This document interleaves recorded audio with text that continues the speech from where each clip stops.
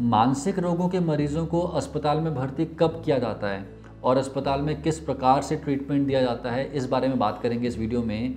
नमस्कार दोस्तों, मेरा नाम डॉक्टर प्रवीण त्रिपाठी है। मैं कंसल्टेंट साइकेट्रिस्ट और सेक्सुअल डिसऑर्डर स्पेशलिस्ट हूँ।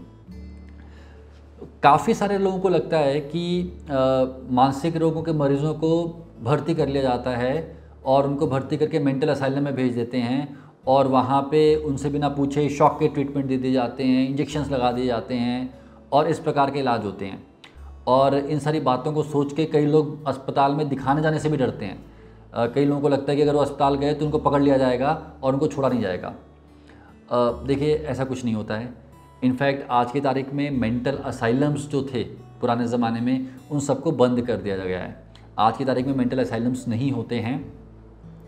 दूसरी बात, किसी भी मरीज़ को ज़बरदस्ती कोई भी प्रकार का इलाज देना, ईसीटी लगाना, ज़बरदस्ती भर्ती कर देना, ये सब आज की तारीख में कानूनन तौर पे गलत है, गैर कानूनी हो चुका है।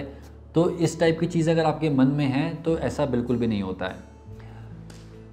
आजकल वैसे भी भर्ती करने की ज़रूरत पड़ती ही नहीं है।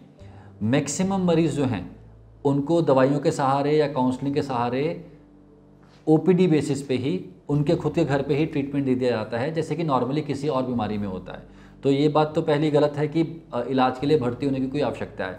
मैक्सिमम केसेस में किसी भी प्रकार के एडमिशन की कोई ज़रूरत नहीं होती है। साइकेट्रिक इलनेसेस में एडमिशन किए जाते हैं कुछ पर्टिकुलर सिचुएशंस में। सबसे पहली सिचुएशन होती है जहाँ पे ये डर होता है कि जो मरीज़ है वो अपने आप को नुकसान पहुँचा सकता है, या फिर वो अगर लगता है कि उसके मरीज़ में सुसाइड का खतरा है कि पेशेंट सुसाइड कर लेगा, तो वो सबसे मेजर इंडिकेशन होती है भर्ती होने की। कई बार पाया गया है कि जो पेशेंट्स डिप्रेशन के होते हैं, अगर डिप्रेशन के सिम्टम्स बहुत बढ़ गए हैं और पेशेंट के मन में बहुत ज़्यादा सुसाइड के विचार आ रहे हैं, या फिर उसने सुसाइड अटेम्प्ट किया है, कोशिश की थी लेकिन बच गए, ऐसे केसेस को एक इमरजेंसी माना जाता है, साइकेट्रिक इमरजेंसी माना जाता है और ये सलाह दी जाती है कि इस पेशेंट को भर्ती कर दिया जाए।